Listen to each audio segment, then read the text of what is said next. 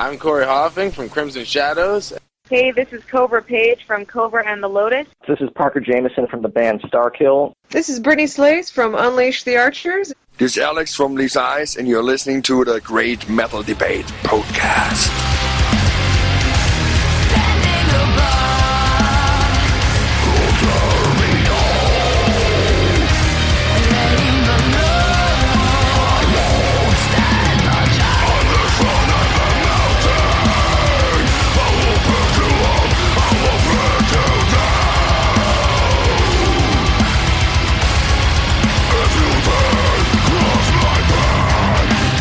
The podcast returns with another artist interview, this time a return to the heavy metal capital of North America, Montreal, for one of the most exciting up-and-coming melodic death metal bands around, Karkaos. I'm pleased to be joined by Vincent Harnois. Thanks so much for coming on the podcast, Vincent. My pleasure to be here again. It's been great the first time, and I know you spoke to a couple of our folks over the time, and thanks again for the support. So it's always great to be on the show. Well, man, it's been a while since we have checked in with you guys. I think it was back in 2014, the last time we spoke with you on the podcast about the time of the release of the band's first full album, Empire. I know this is a lot, but can you give us a thumbnail sketch of what's transpired for the band since that time? Yeah, of course. A lot happened. Karkaos has always been the kind of band that moves pretty quickly, but at the same time, there's a lot of things that move on. There's always been a pretty big rotation of band members. For example, and the biggest reason behind that is just that bands and people change, and that band has been going on for so long that I started that band back in high school, and then when you get to a certain age, then some people want to go study in some fields, and then it doesn't really match anymore. And then we got to Empire, which we had a pretty strong and solid lineup, but then sometimes people end up getting changed, and then there's always these little changes that occur. And since then, we played a lot of shows with Empire, with Veronica back then. It was great. It was really, really fun. But then at some point there was a big drama story that I'm not going to go into details, but basically it wasn't working out with Veronica anymore. And we had to move on, and we were really, really lucky to end up with Viky. She was a newcomer in the scene. She had just moved back from Germany, and when we just announced that we were looking for a new singer, which is basically for a melodic death metal band with a female singer, it's pretty much suicide. Well, we just happened to get a lot of people saying, well, we know that girl, she's a singer, she's looking for a band, and she's just back from Germany. She's an old friend of ours who just disappeared for a couple of years, and now she's back. And we got in touch with her, and she was super motivated to get into it. She practiced a hell of a lot to get where she is right now. And she really kicked ass on that new album. And we also had to change drummer at some point, which was a good and a bad thing, because Norm, our previous drummer, was really good with everything that was management, but then the playing side of things, I think, it was a little limited. So it's really good to have Justine in the band now. She's a really, really strong drummer, really strong personality, and also she has a lot of experience with her previous band, Blackguard. We had a lot of changes, but it's always for the best. And honestly, the lineup that we have currently is pretty much the best lineup that we've ever had. And I'm really happy with the way that the vibe goes, and we really feel like a family now. So we just finished the new album, and it's about to come out. So it's pretty much what happened ever since we released Empire. A lot of little stories, little things, but the bigger picture is that we've moved on, and we're doing pretty well right now. Yeah. It sounds like it. Did you all know personally Viky or Justine before they were brought into the band? We didn't know Viky at all. No one in the band did. It just happened that she was a good friend of a couple of people that we know, and so she was referred, and a lot of people told us she was a really good person. So when she hopped in, we confirmed that she's a really good girl, a really nice person, just on a personal side of things, and she's really talented and really driven. So that worked out really, really well, really fast. And as for Justine, she was actually in she still is in Blackguard, which is one of my favorite band of all time. That's one of the bands I was looking up to when I was in high school. So when we were looking for drummers, we auditioned a couple of guys. It wasn't quite working out schedule wise and playing wise. So there weren't like a clear candidate for the part. And then I was just throwing the idea. I was like, well, what about Justin? Like Blackguard hasn't played for a while, so let's get in touch. And then my guitar player Sam, he actually he knew her quite well, so he got in touch. Just so happened that all the stars aligned, and it was a really good timing for that. She came in and auditioned, and it really clicked really fast. So we were skeptical about having two girls in the band at first. Sometimes they can get a little territorial, but it worked out perfectly. They actually moved in together afterwards, and it's been awesome. Yeah. I was very impressed when I heard about Justine because I've been a fan of Blackguard for a long time. I remember I first heard of them, and I guess kind of along with Into Eternity, those were two of the bands that really opened my eyes to more modern metal. Speaking as someone who kind of grew up in the 1980s and for a while was a little mired in the more traditional sound. Cool. Yeah, I remember seeing them when I was a kid. I was going to see Fintroll, a band from Finland, I believe. And they're really one of my favorite folk metal bands. And then I saw these guys, Blackguard. They were still at the local stage. They weren't touring that much back then, and they just blew me away. I was so stoked to see them, and I started following them at that point. They were still called Proficus Mortis, and then they just blew up and started touring. And then having her in the band is just like it's crazy. It's really really fun and inspiring. And you all kicked off the new era with Viky on vocals by re-recording one of the songs from Empire. Yeah, that's right. We didn't really know how to, as I said, like changing a girl vocalist is kind of like musical suicide. Most of the time, I would say like 80% of the time. There's a couple of bands that did it well, like The Agonist, for example, and Arch Enemy, coincidentally. But it was just like at that point, a lot of us were really bummed out, and it was almost like a last chance for us. So when we got her in and she was working out perfectly for the part, then we're like, okay, so how can we introduce Viky to our fans without just being like, here's a new girl, so you'll hear her on the new album, and like no one would actually know what she sounds like except if they showed up for shows. And we just spoke to the guy that recorded the album. We're like, hey, could we come in and just redo some vocals on one song just so we can offer something to the fans? And he was like, yeah, sure, come in. So we spent the day over there. She did a great job. And then it was pretty clear that we had to go back and record something new, which eventually became Let the Curtain Fall. But for the time being, it was a good. I think it was a good bet. Like there was not a lot of people hating on the track. Of course, there's always going to be people saying, well, Veronica was better at this and that. Well, it's just honestly, it's just different. So I think it was a pretty good move to do that. It was pretty ballsy, but people took it well, and it was actually something that really helped Viky get accepted in the band really quickly by the family. And you not only showcased her with the new vocal recording, but you also took her out for some live performances to showcase the new lineup in the interim.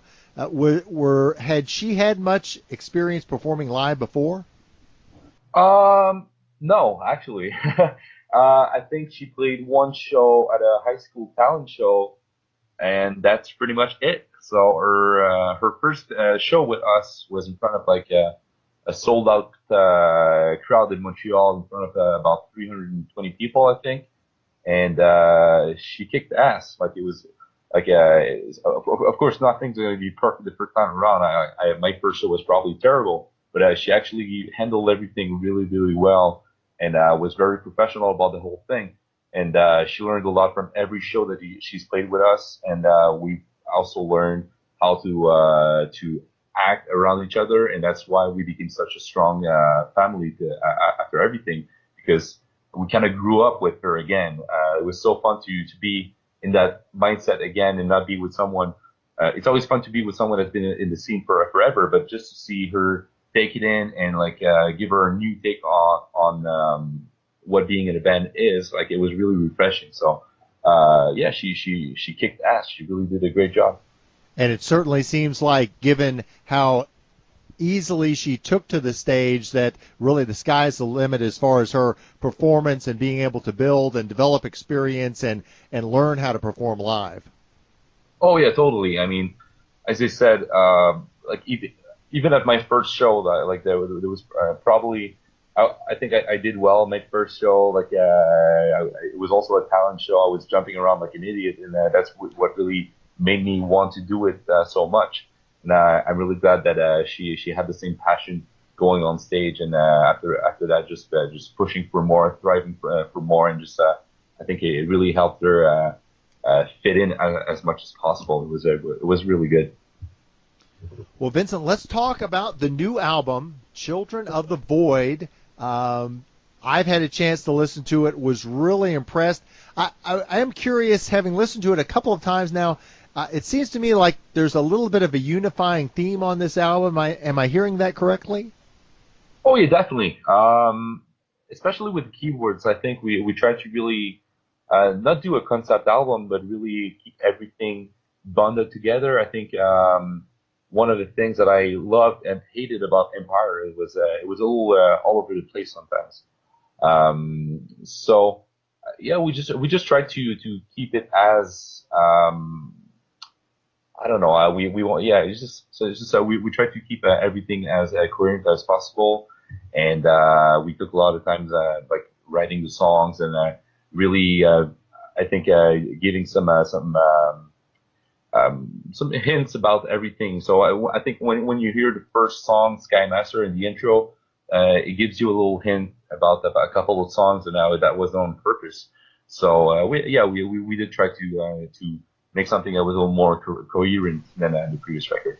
Now, it's interesting you mentioned the keyboards, because one of the things I really like about Karkaos is how you can hear the keyboards well. Oftentimes, I think in melodic death metal, the synths tend to get buried in the mix. To me, you guys have, both with this new album and on Empire, had them at a good level where they're not overpowering, but again, they're not buried in there. Oh yeah, well we have to be very careful because we're 6 band members. We're 6 people that have strong personalities, like to be somewhat not shown off, but I mean we like to have our place in the mix, and we also have a big influence coming from Europe and like Finnish bands like Shiro Bodom, Teresa's, and Seferum. And we definitely wanted the keyboards to be very, very present. But at the same time, I mean, I'm not gonna like write a guitar part that's gonna be boring just because I want the keyboard to shine. Sometimes you will write the song, keeping in mind that everything has its own place. So it works out in the end. But yeah, we really took time to really put the focus on a lot of things. So there's a lot going on, but I think we managed it pretty well.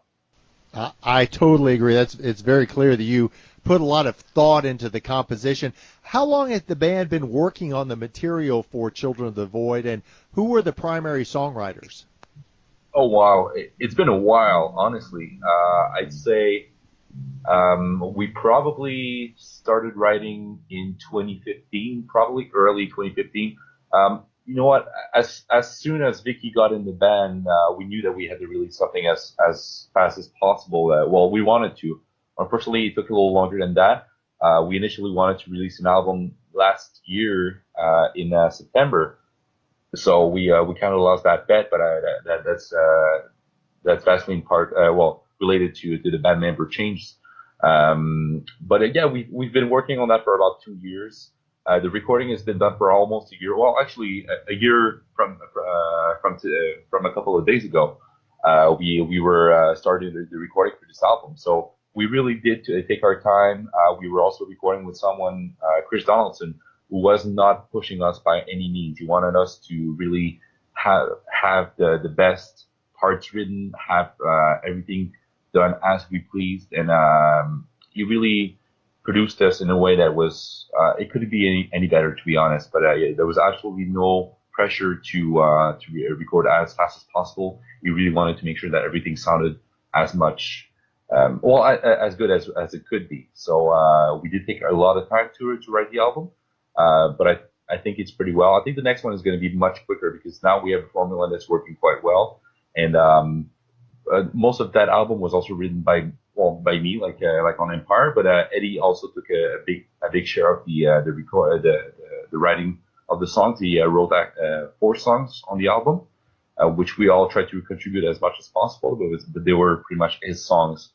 It was pretty much me and Eddie that took care of that writing. Justin did really get involved in the vocals and keyboards, and Viky wrote all of our lyrics and vocal runs with Justin, except for one song, which is Libera, which I wrote the lyrics and also the vocal runs. But that's just because it was just that song was really different from the others, and Viky was like, you know what, Vince, this is your song, do your thing, I'll sing on it, it'll make me proud.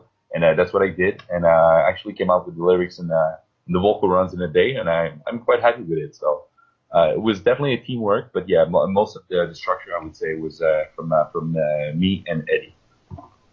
That's a good track. Now, Vincent, I was a big fan of Empire, and admittedly, I was a little concerned about with how many changes had taken place in the band, that the things I liked about the Karkaos sound might have changed. There are changes, I think, a positive evolution, but I still hear that basic Karkaos sound. Do you think that's a fair evaluation? Oh yeah, of course. Well, I mean, Karkaos is a thing. It's been a thing for a while, and one thing that I've realized over time, well, especially since Empire has been released, is that sometimes I'll be playing with some friends, and they'll be like, "Oh, well, that sounds like Karkaos." I was like, "Oh, really? So Karkaos sounds like something?" And they were like, "Yeah," and they've shown me like a couple of like chords that do come up quite often, a couple of guitar runs and everything. And you know what? I'm self-taught, so there's probably going to be a couple of things like that are going to be coming back on every record, and that's going to make everything sound like Karkaos. But also, it's a big collective. So whenever I write a song, even if it's mainly going to be my writing, I'm always going to write thinking about the musicians that are going to be playing on them. So whenever I knew that Sam wanted to have like a really fast solo, then I would write a part in the song that would be fitting for that. Same thing goes for Justin and her playing, and Viky. But yeah, in the end, the Karkaos sound is there, and I think it's a pretty good balance of really dark and heavy music, but at the same time having a good balance with some happy melodies and something that's really catchy. So I think we've, not to sound cocky or anything, but I think we have developed our sound at that point. So now we know what it is. We can only grow from there, and I really try to push the boundaries of what sounding like Karkaos is. So we're definitely looking into that. You mentioned Sam. He's been in the band a little longer than Viky and Justine, but not one of the original players. What has he brought to the band since his time joining Karkaos? Well, the funny thing is actually, when he got in the band, we just had finished recording Empire.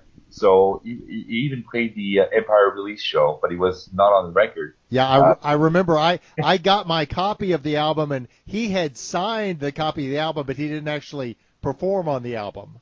Exactly. So there was a lot of confusing reviews coming from there, but it was all in good heart. So when that happened, he was just funny. But you know what? Sam is one hell of a player. He's an overall great person, really, really tight guitar player, and he's not going to try to sound like somebody else. He's really inspired by a lot of guitar players, but he really has his own thing. So I think that's going to be one of the biggest difference from Empire to Children of the Void is definitely the lead guitar playing.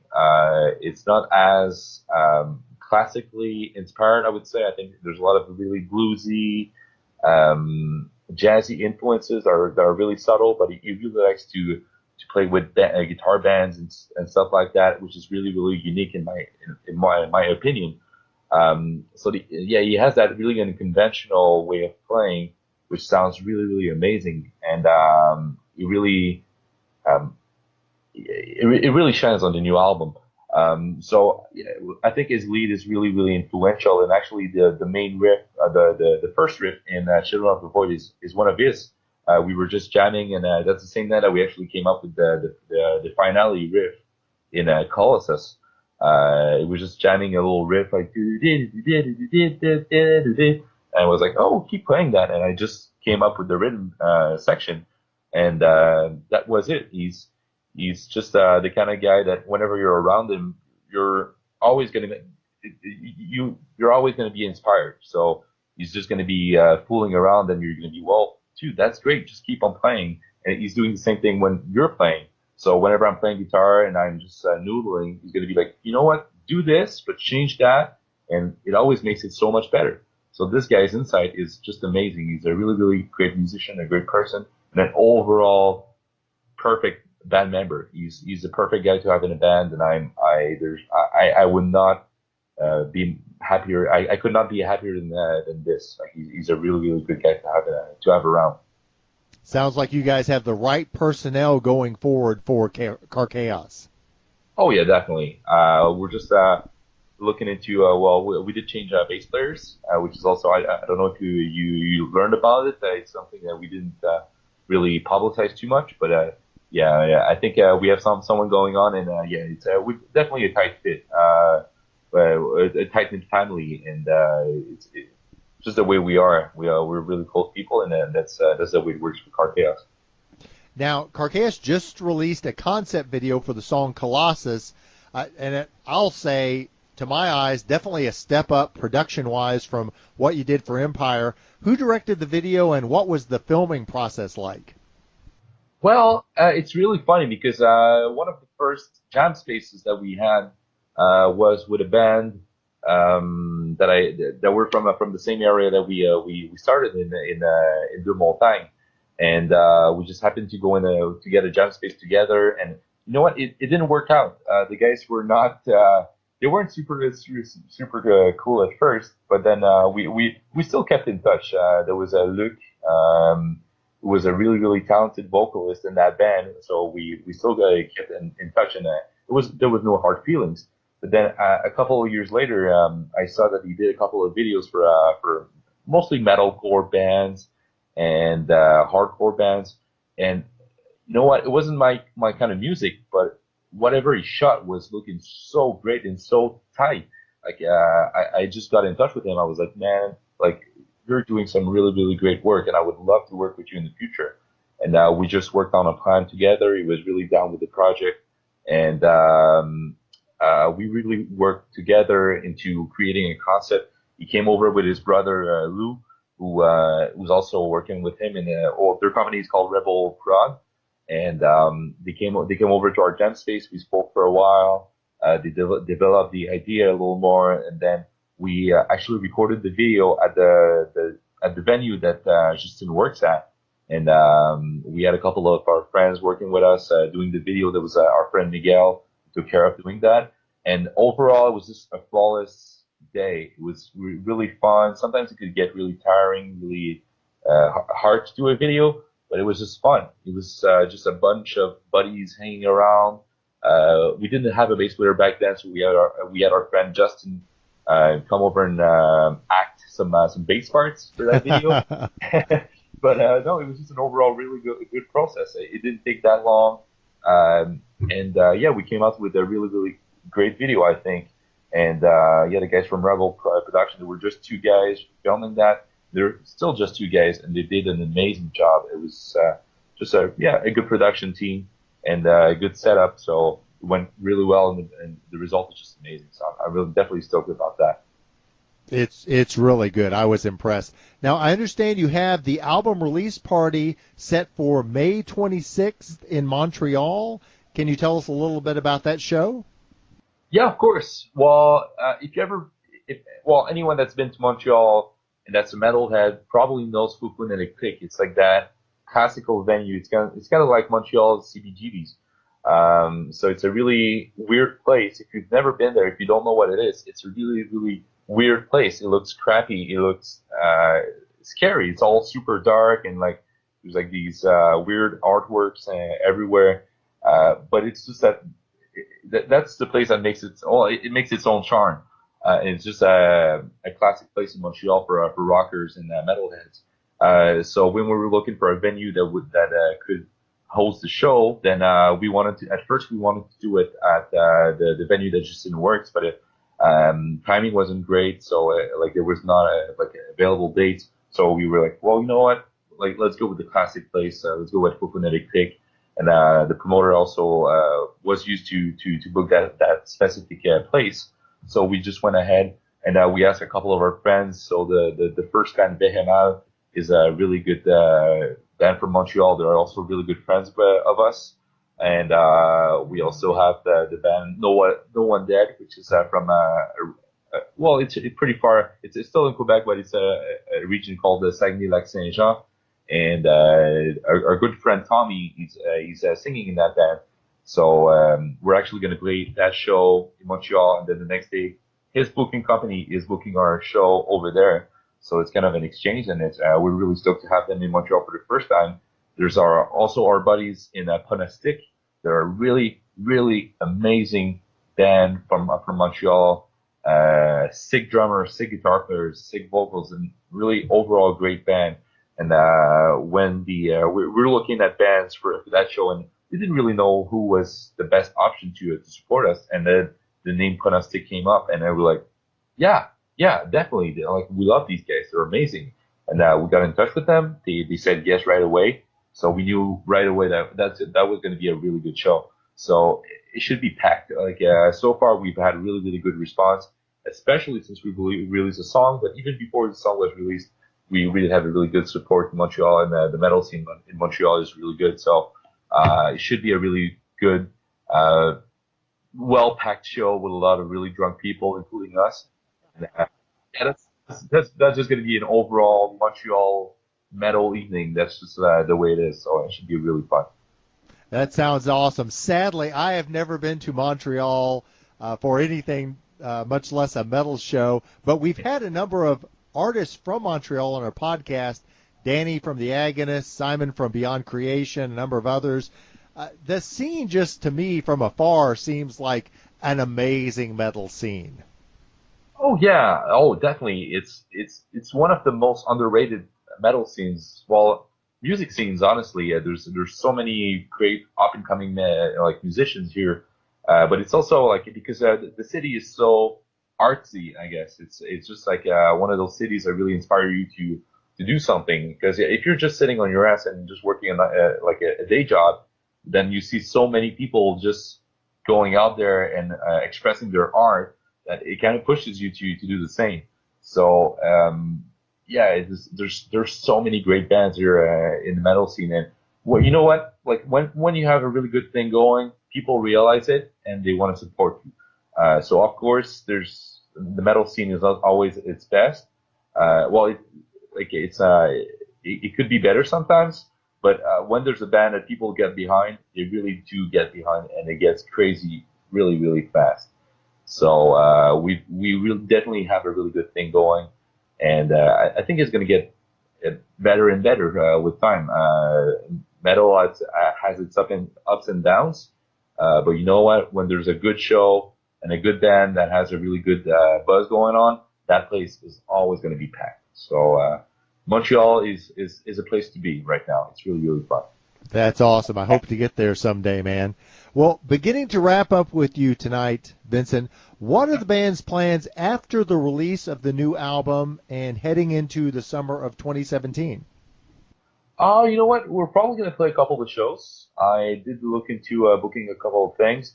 We do want to make sure that everything makes sense because we have a different situation. We used to have a band. Well, somebody in the band used to have a band, so it was really easy to just say, like, just grab that van and go to a show. Now we have to actually rent the thing. So we're looking into different options, but usually we just rent the van and go over. So yeah, we're probably gonna play a couple of shows in the next couple of months.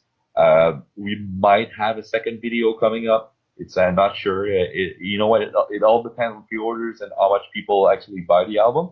But there's definitely an idea for a second video if possible.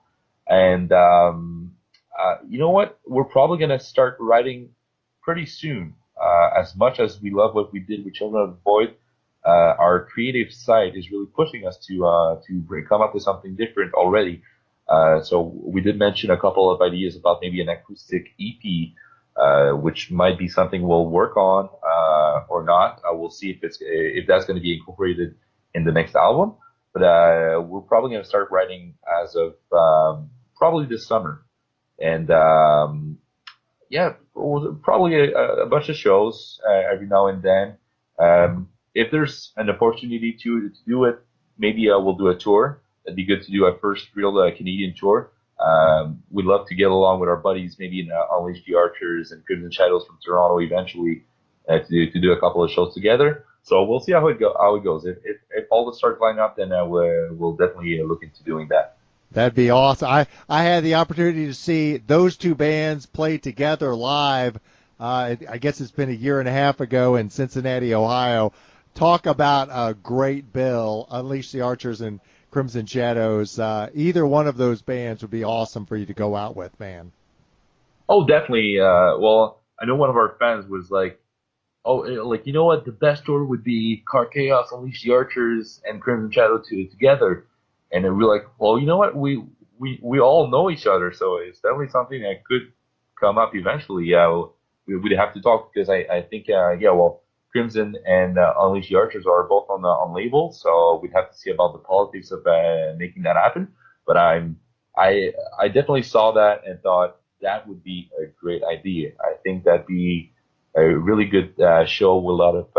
It'd be very diverse. We don't sound anything alike, but at the same time, we're all bands with keyboards, with female vocalists, and like elements that really fit in. So like the three bands together, I think would be perfect. It would be really good for a tour. I couldn't agree more. Put me down as a yes vote for that tour, man. That'd be awesome. Well, hey, Vincent, before we let you go, how can fans learn more about Karkaos, and where can they go to purchase the new album, Children of the Void? Well, we're going to be coming up with a new website really, really soon. We're working on that. We were just missing a couple of elements, but now we have everything good to go. So that's going to be finished in the next couple of weeks. So that's going to be www.karkaosofficial.com. But currently, the best way to get in touch with us, follow us, and get the facts about what we're doing is on our Facebook page. So Facebook.com/Karkaos. And if people want to buy the album, which is like you don't have any idea of how important that is for an independent band. It's so important. People can go on our Bandcamp. So I believe that's going to be karkaosofficial.com/Bandcamp, something like that, or it's something along those lines. But just look at Karkaos Official on Bandcamp, you'll find us, and that really, really helps us out as it's huge. Every album that we sell, we notice it, and it helps us so much more. So if people want to go on there, it's also going to be on iTunes when that releases, and probably Spotify and everything else. But right now, if you want to follow us and help us, go on our Facebook page, share everything that you can, try to support us. And if you want to buy the album, that is amazing. That helps us so much, and we'll be forever very grateful. I definitely want to challenge our listeners to do that. You will not be disappointed by Children of the Void. I've had a chance to listen to it. Incredible musicianship. These guys have taken a lot of time to be very thoughtful in their composition. Excellent, excellent metal.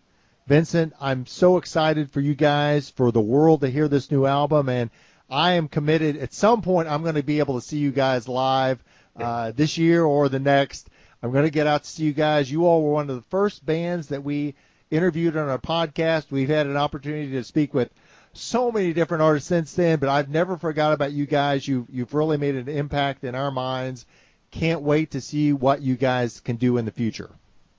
Well, you guys were one of the first that came up to us and wanted to do interviews, so it's amazing. So the support is mutual, actually. So every time we see you guys posting something, we know it's going to be good stuff, and we're always very very happy to speak to you. So whenever I had John, when John came up to me, he was like, would you have some time for an interview with the Great Metal Debate? I was like, of course, I would love to. It's been a while. So thank you so much for all the support. It's really, really appreciated.